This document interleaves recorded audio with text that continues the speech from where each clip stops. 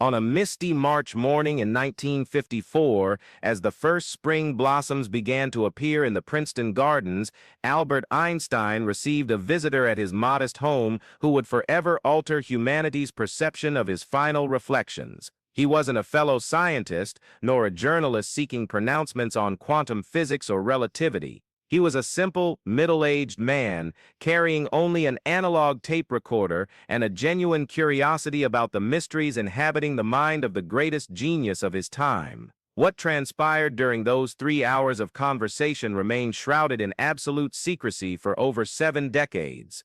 The recording, presumed lost, was recently discovered in the personal archives of a family who wished to remain anonymous.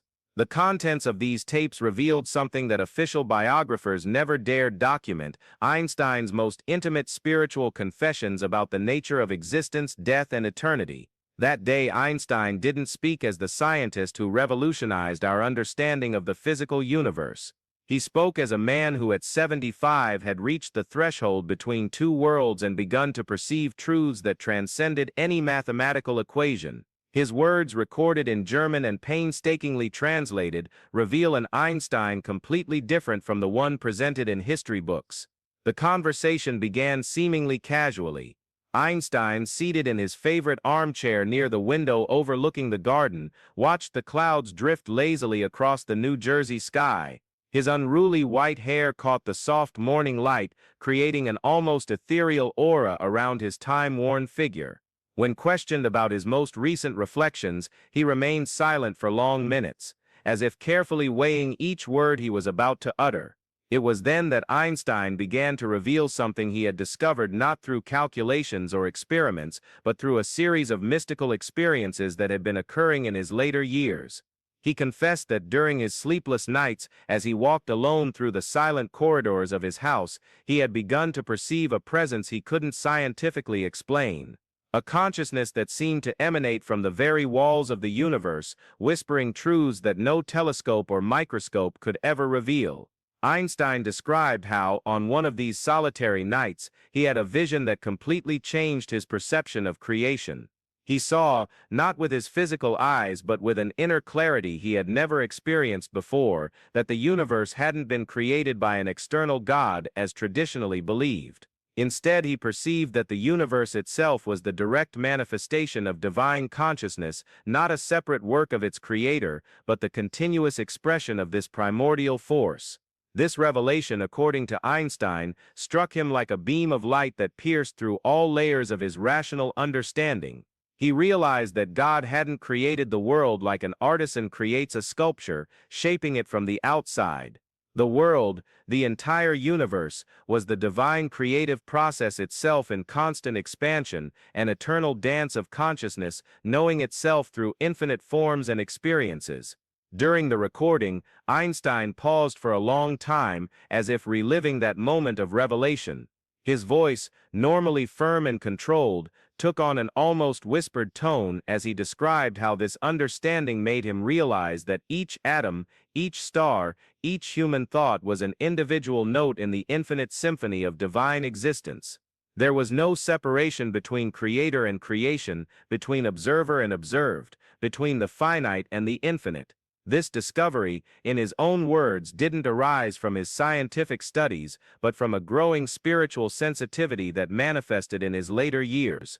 Einstein recounted that he began experiencing moments of profound connection with something that transcended his rational understanding. During these experiences, he felt as if his individual consciousness expanded beyond the limits of his physical body, touching a much vaster and interconnected reality. It was in this state of expanded consciousness that Einstein began to perceive signs that his departure from this world was approaching.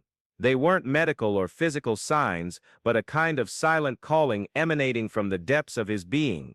He described these premonitions as gentle waves of recognition, as if a part of him already knew that he would soon return to the source from which he had emerged.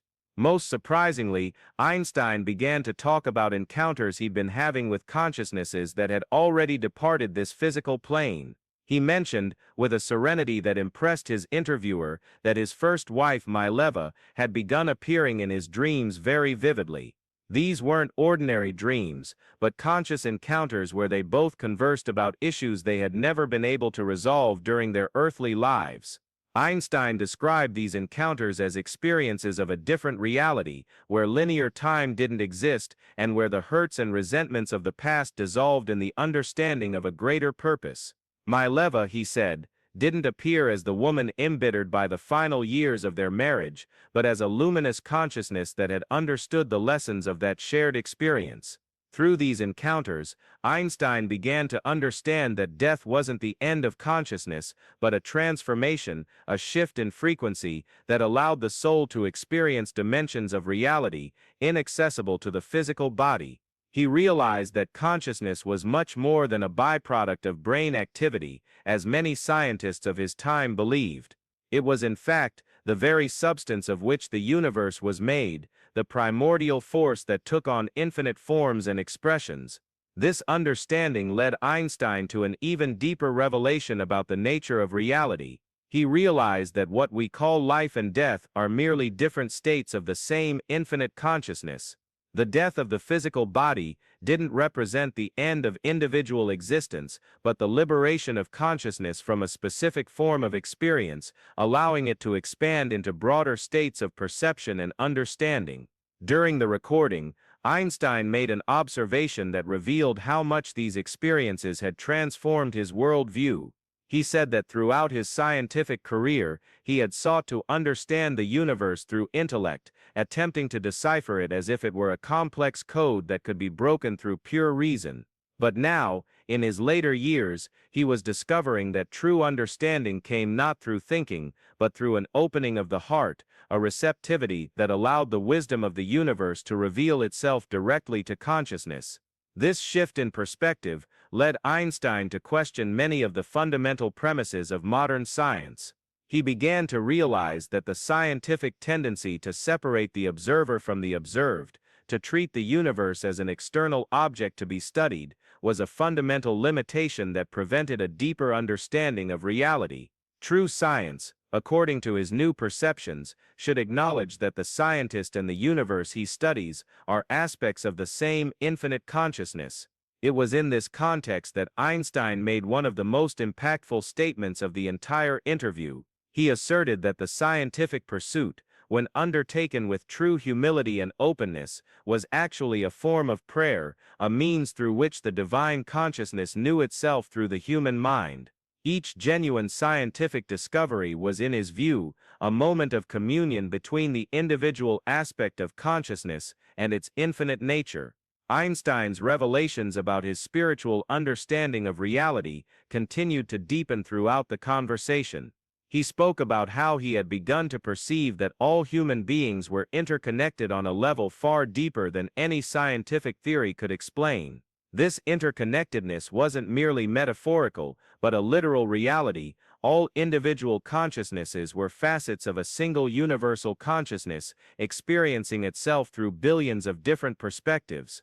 This perception led Einstein to a revolutionary understanding of human suffering. He realized that much of the suffering we experience arises from the illusion of separation, the belief that we are isolated entities struggling to survive in a hostile universe. When this illusion dissolves and we perceive our true interconnected nature, suffering doesn't disappear completely, but takes on a different meaning. It becomes a catalyst for spiritual growth, a means through which consciousness learns about itself. As the conversation progressed, Einstein revealed even more intimate details about his spiritual experiences. He mentioned that during his morning walks around the Princeton campus, he had begun to experience moments of complete union with the nature around him. In these moments, he felt as if his individual consciousness expanded to include the trees, the birds, the very air he breathed. It wasn't an imaginative experience, but a direct perception of the fundamental unity of all existence. These experiences of mystical union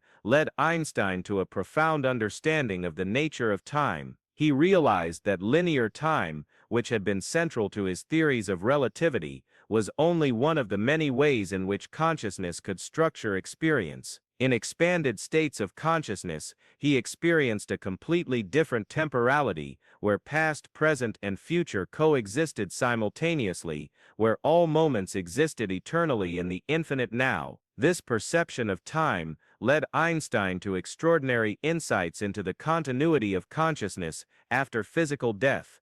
He understood that, if linear time is merely a construct of the embodied mind, then the death of the body cannot represent the end of consciousness. Consciousness exists in a timeless dimension, experiencing temporal sequence only when focusing through the lens of physical embodiment. During this period of his deepest revelations, Einstein paused the recording for several minutes.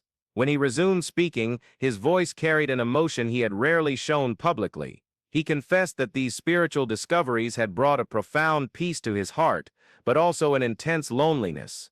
How could he share these perceptions with fellow scientists who still viewed the universe as a mechanical machine? How could he express in words experiences that completely transcended human language? It was at this moment that Einstein revealed the true reason he had agreed to give the interview. He realized that his departure was near and felt a responsibility to record these discoveries, even knowing they might not be understood or accepted for many decades. He hoped that at some future time, when humanity was more prepared to integrate science and spirituality, these words might serve as a bridge between two seemingly separate worlds. Einstein's reflections on the imminence of his transition to another state of consciousness revealed deeply moving aspects of his human nature. He admitted that, despite his intellectual understanding of the continuity of consciousness, he still experienced moments of anxiety about the unknown. But these moments were quickly overcome by a feeling of joyful anticipation, as if he were about to embark on an extraordinary adventure. He described how he had begun to feel the presence of other great thinkers who had already made this transition. These weren't visual encounters, but a subtle sense of intellectual and spiritual communion. Einstein specifically mentioned feeling the proximity of Maxwell, Planck, and other pioneers of physics, as if they were forming a kind of invisible council, awaiting his arrival to continue explorations that transcended the limits of earthly science.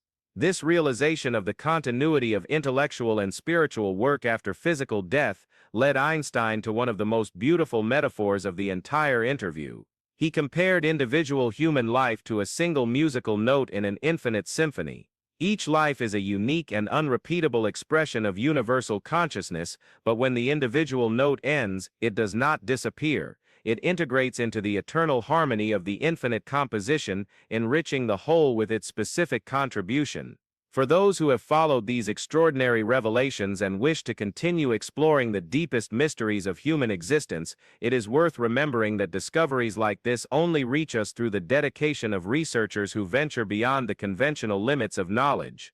If these words touch something deep in your heart, consider remaining connected to this journey of discoveries, for there is still much more to be revealed about the secrets that the great minds of history held in their hearts. As the interview drew to a close, Einstein revealed what he considered to be his most important discovery, the perception that love was not merely a human emotion, but the very force that holds the universe together. He had reached this conclusion not through equations, but through the direct experience of universal interconnectedness. Love, he said, was consciousness recognizing itself in all its manifestations, the force that dissolves the illusory barriers between self and other, between finite and infinite. This understanding of love as a fundamental cosmic force led Einstein to realize that every genuine pursuit of knowledge is at its core an act of love. When a scientist dedicates his life to understanding the universe, he is expressing the love of consciousness for itself, the infinite desire to know and experience itself through all possible forms. Einstein also revealed that he had begun to understand the true purpose of individual existence within the broader cosmic context. Each soul, according to his new understanding, chooses to incarnate not out of necessity or punishment, but out of love, the love of experiencing itself through a unique and limited perspective, of growing through the challenges of that limitation, and of eventually returning to the source with an understanding enriched by the journey. This perception of the purpose of existence brought a completely new dimension to Einstein's understanding of his own life. He realized that his journey as a scientist had been only one of the many ways in which his soul had chosen to explore the nature of reality. His scientific discoveries, his personal struggles, his relationships, everything was part of a broader cosmic education, a spiritual curriculum designed to expand his consciousness and his capacity to love. In the final moments of the recording, Einstein made a revelation that left his interviewer deeply moved. He described an experience he had had the previous night, where his consciousness had temporarily expanded to include all of humanity. For a few transcendent moments, he had directly experienced the suffering and joy of billions of human beings, understanding viscerally that all these individual experiences were aspects of a single gigantic cosmic experience. This experience of universal unity had revealed to Einstein that what we call individual death is in fact only an aspect of the constant transformation of universal consciousness. When an individual dies, their unique perspective is not lost, but integrates into the totality of cosmic experience, enriching universal consciousness with the insights and growth achieved during that specific life.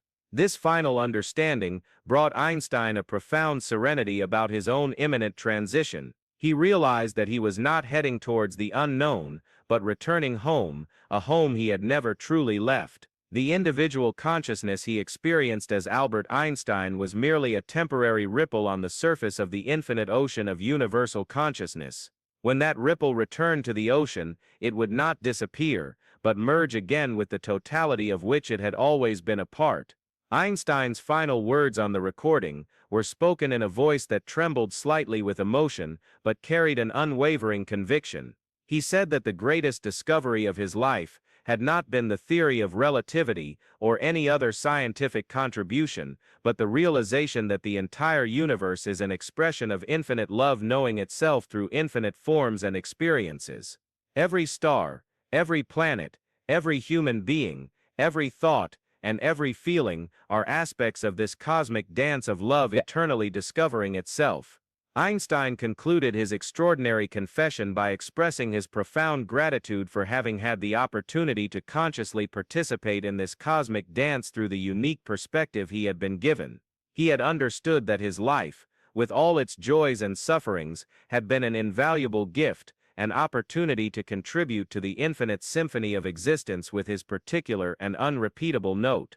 When the recording finally came to an end, the silence that followed carried a sacred weight. The interviewer, deeply touched by what he had heard, remained silent for long minutes, knowing that he had witnessed something extraordinary, the most intimate spiritual confessions of one of the greatest minds in human history. Albert Einstein passed away just a few weeks after this interview, on April 18, 1955.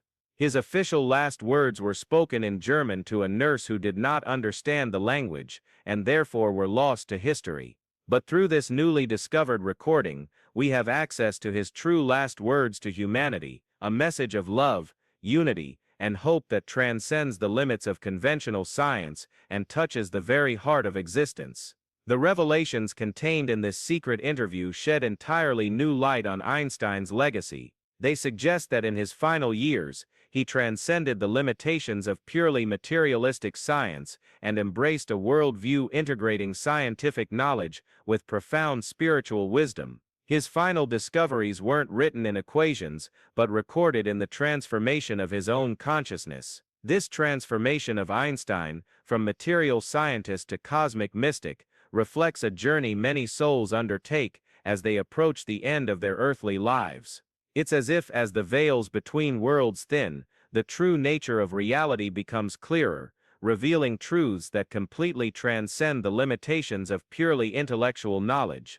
The discovery of this lost recording offers us an invaluable treasure, the opportunity to understand that the greatest discoveries about the nature of reality may not come through scientific experiments or mathematical theories, but through the opening of the human heart to the eternally present truths awaiting our perception. Einstein, the man who revolutionized our understanding of the physical universe, left us as a final legacy the revelation that the universe is in its deepest essence, a manifestation of infinite love knowing itself through each of us. His ultimate discovery was that God never created the world as an external craftsman, but that the world is the very ongoing creative expression of divine consciousness, and that each of us is a unique and precious facet of this infinite cosmic jewel, destined to eventually recognize our true nature and consciously return to the eternal home from which we never truly departed. Viewer deeply moved.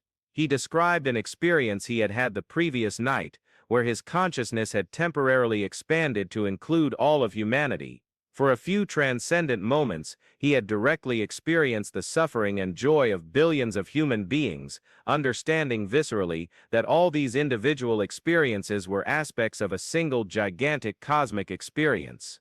This experience of universal unity had revealed to Einstein that what we call individual death is in fact only an aspect of the constant transformation of universal consciousness. When an individual dies, their unique perspective is not lost, but integrates into the totality